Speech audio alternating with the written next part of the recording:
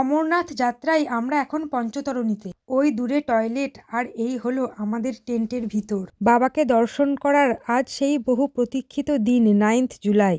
ভোর 4:30টার সময় উঠে আমরা বেরিয়ে পড়ি সঙ্গমটপ হয়ে গুহার উদ্দেশ্যে। প্রথমেই আমরা কাউন্টার থেকে পার্চি কেটে নিই পিট্ঠুর জন্য। ওই দূরে পঞ্চতরণী ক্যাম্পসাইট থেকে আমরা বেশ কিছুটা উঠে এসেছি।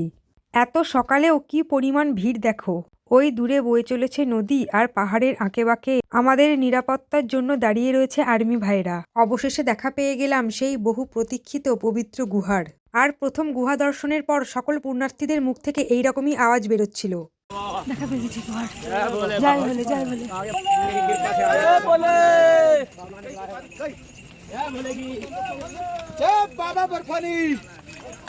এই জায়গা থেকে গুহা আরও 2 কিলোমিটারের হাঁটা পথ। বাঁদিকে ওই দূরে দেখা যাচ্ছে বালটালের রাস্তা। ফিরছি পরের শর্টসে, টাটা।